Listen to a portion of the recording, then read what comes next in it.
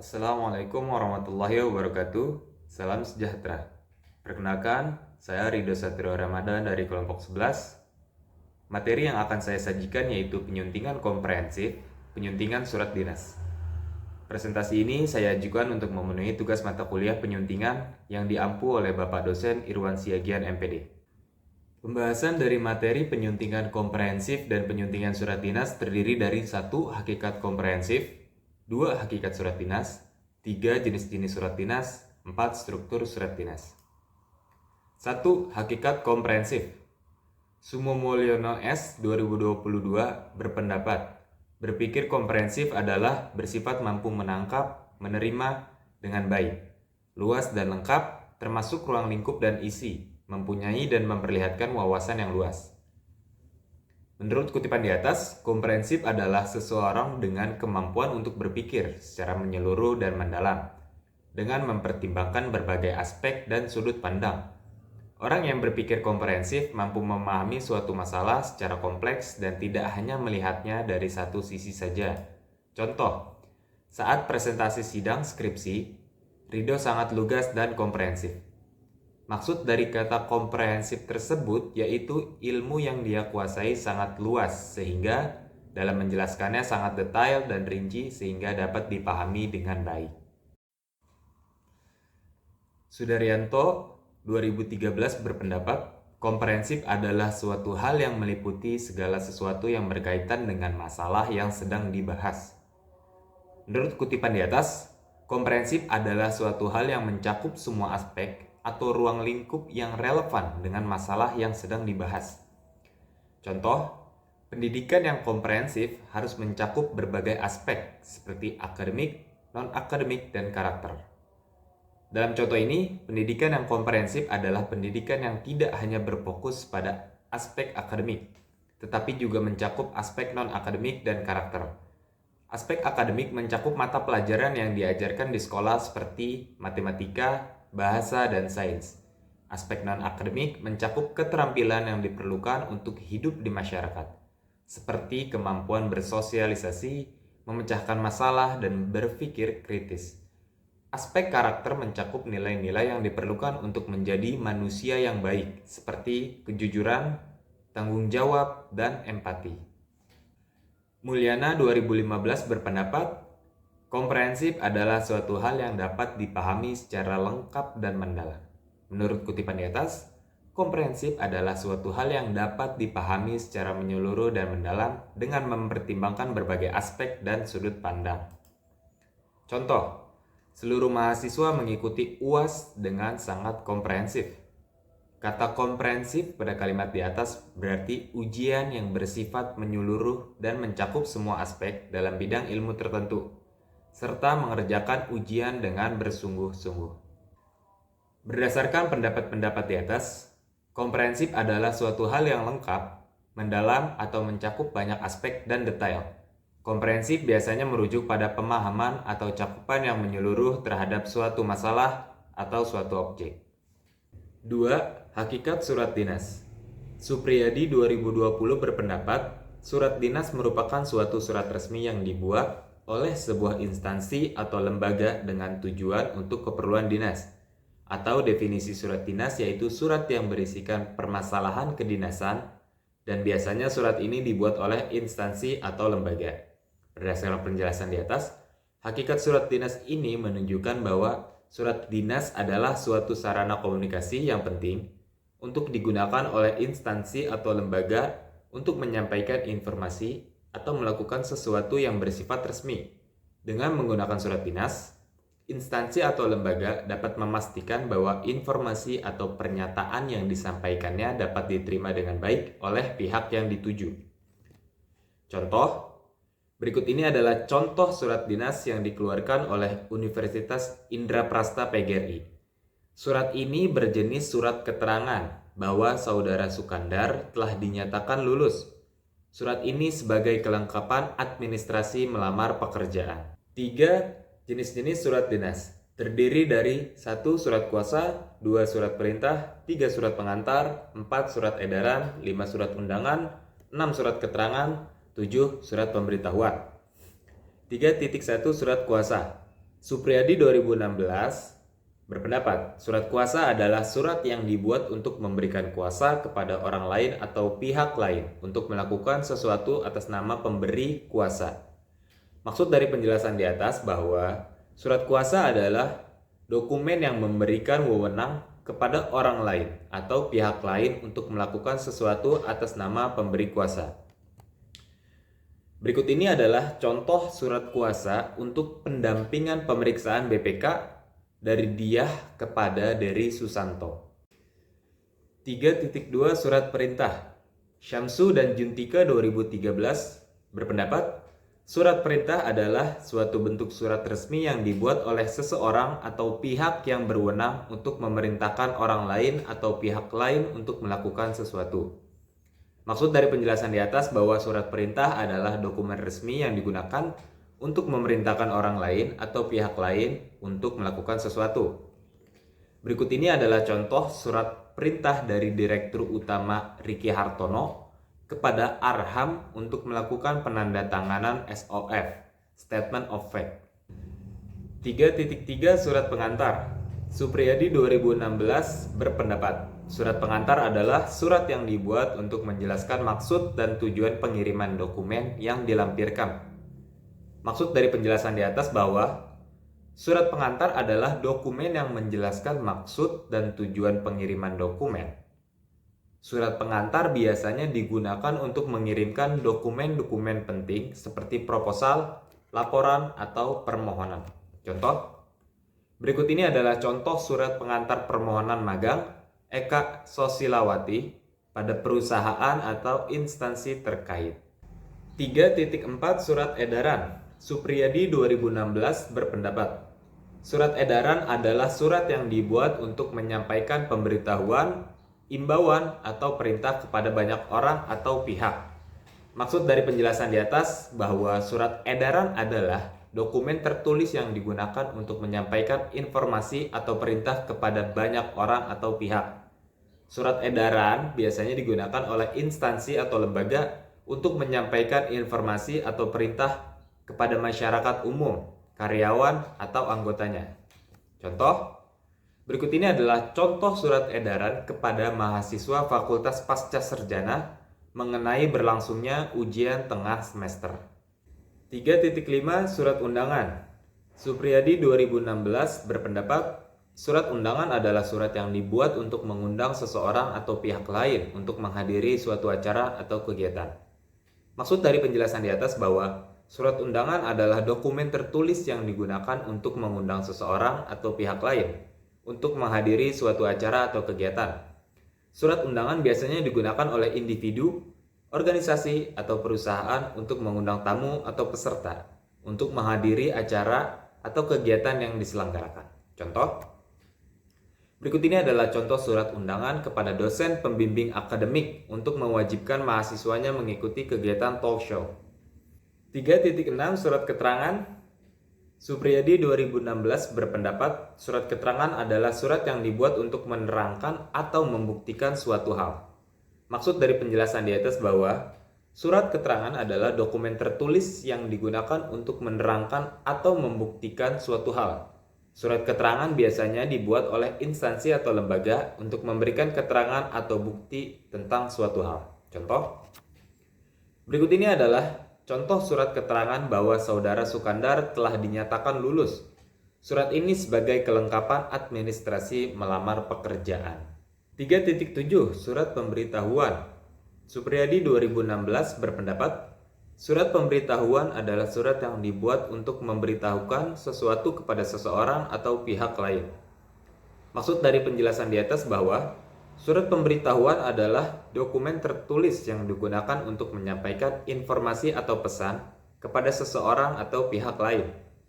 Surat pemberitahuan biasanya dibuat oleh individu, organisasi, atau perusahaan untuk memberikan informasi atau pesan kepada penerima surat.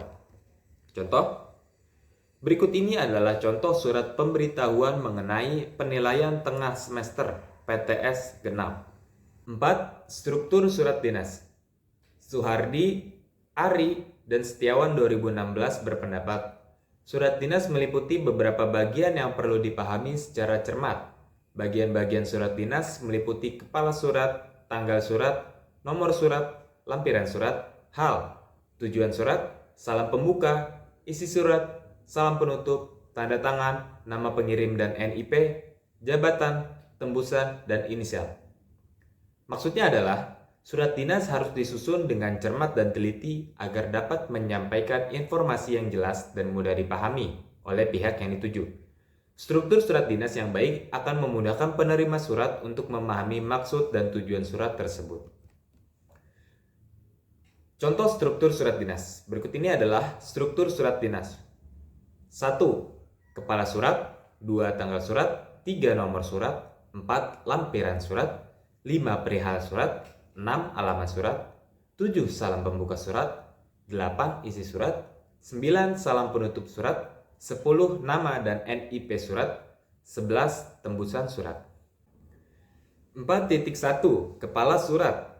Suhardi, Ari, dan Setiawan 2016 berpendapat, surat dinas pada umumnya selalu mencantumkan kepala surat. Kepala surat berguna agar mudah mengetahui nama dan alamat kantor atau organisasi, atau keterangan lainnya mengenai organisasi atau instansi yang mengirim surat tersebut. Kepala surat di dalamnya meliputi 3 unsur pokok, yakni nama instansi atau kantor atau badan, alamat, dan logo. Maksudnya, bagian surat yang paling atas dan berisi identitas instansi atau lembaga pengirim surat. Identitas tersebut biasanya meliputi nama instansi atau lembaga, alamat, nomor telepon, dan logo instansi atau lembaga. Contoh kepala surat yang salah. Pada contoh di samping, kesalahan pada penulisan PT titik. Seharusnya tidak perlu diberikan tanda titik, sehingga menjadi PT Tosida Indonesia.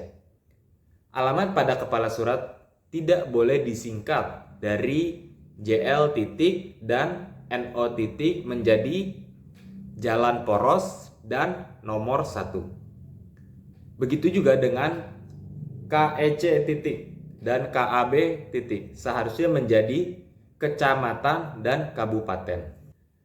4.2 Tanggal surat.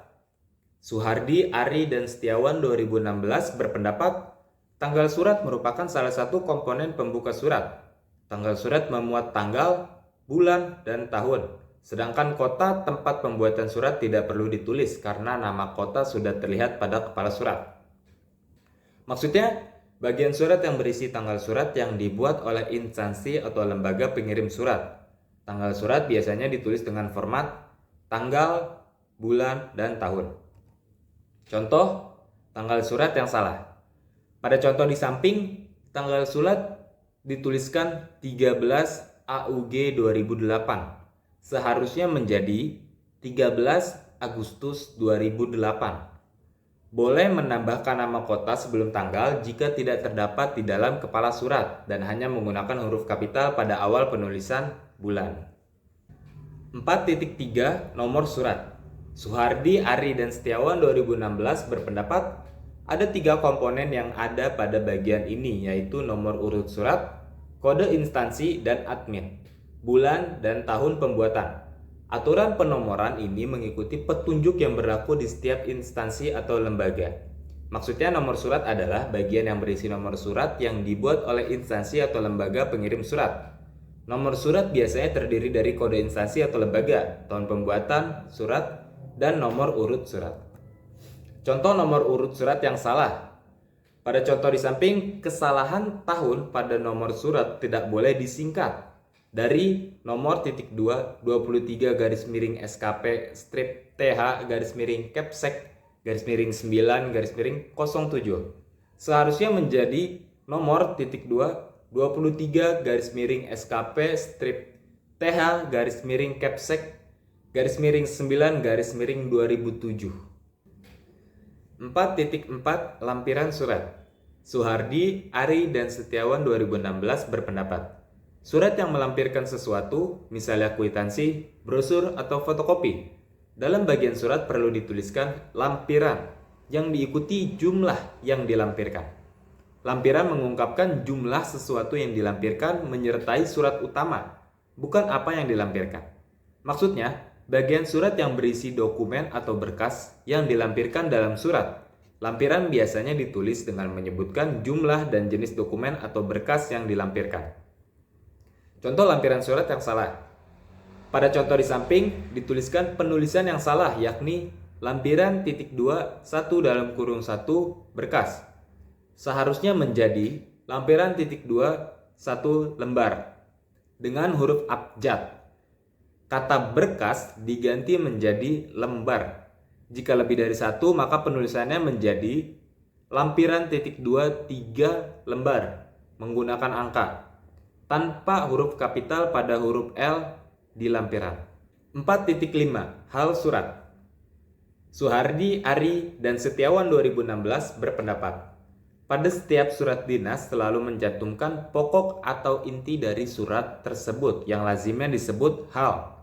Kata ini juga sering dipakai bergantian dengan kata perihal.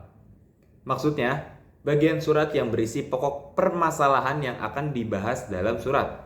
Hal biasanya ditulis dengan singkat dan jelas. Contoh hal surat yang salah. Pada contoh di samping dituliskan perihal yang salah, yakni undangan temu masyarakat bersama Menteri ESDM RI. Tidak perlu menulis perihal yang panjang, cukup intinya saja karena perihal sama dengan judul pada surat. Maka penulisan yang tepat menjadi undangan temu atau undangan temu masyarakat tanpa tanda titik di akhirnya. 4.6 Tujuan atau alamat surat. Suhardi, Ari, dan Setiawan 2016 berpendapat, bagian ini minimal terdapat 2 komponen, yaitu nama dan alamat penerima surat. Dalam surat resmi selalu diawali dengan bentuk penghormatan yang terhormat, yang disingkat menjadi YTH titik. Kata kepada masih dapat digunakan apabila surat tersebut tidak ditujukan kepada orang secara langsung, melainkan lembaga atau perusahaan. Dalam hal ini lazim digunakan U.P.